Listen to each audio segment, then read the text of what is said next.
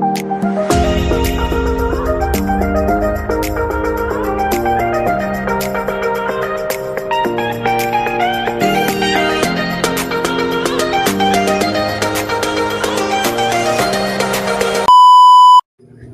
araw, andito na naman ako for another tutorial video na naman tayo. So ayun, may kumakalat na kailangan daw natin i-register ang ating mga SIM card. This tutorial is for the TNT user. May link po tayo dito para mag-register sa TNT. Ilalagay ko na lang po sa description box yung link na kailangan natin fill upan. Pwede rin pala siya sa Smart and TNT. So, let's start. First thing we do is click the link below.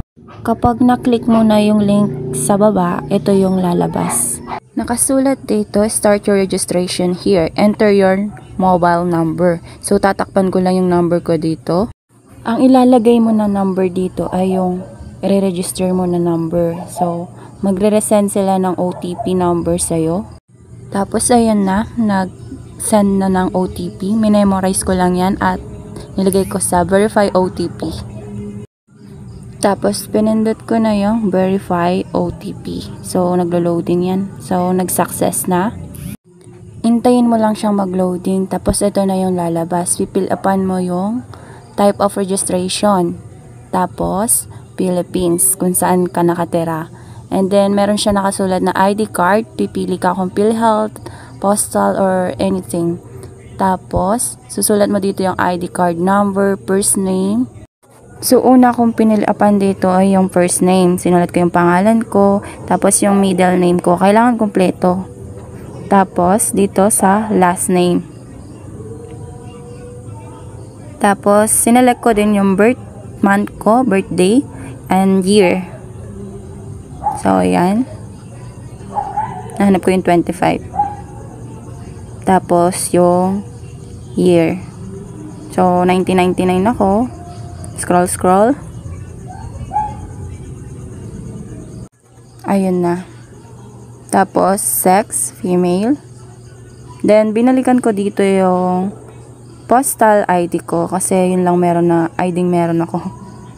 Sinulat ko dito yung number. Wait lang, hinahanap ko dito yung ID card ko. Nawawala. Tinatype ko na dito yung ID card ko. Ang card na lang meron ako dito is postal ID. So, yun yung tinatype ko dito.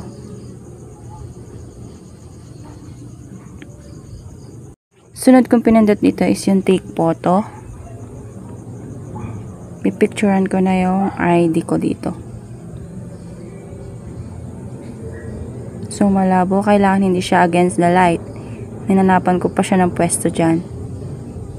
Tapos, sumunod is scan your face daw. Ang daming keme, diba? So, wala pa akong ayos dyan. Kagigising ko lang. Pagpasensyahan nyo na yung mukha ko. Tapos, mag-blink ka daw. Tapos, yan processing. Loading na naman. Ang bagal na naman. Kapag nag-register ka ng SIM card mo, kailangan talaga mahaba yung pasensya mo kasi ang tagal talaga mag-loading. So, okay na. Nalagay na natin yung mga information natin dito. So, next. Tapos, meron ditong house lot number. Kailangan mo rin silang fill upan. Tapos, street. Yan, village of division. More on address lang naman dito. So, sulat mo yung province, municipality, zip code, yan. Tapos, susulat mo yung alternate contact number, email mo, tas yung next. So, dito pala guys, ayan yung summary. Na failed siya. Tapos, ayun, inulit ko ulit. Tapos, yun, congratulations. Ganun lang siya kadali guys. Kaya, thank you for watching.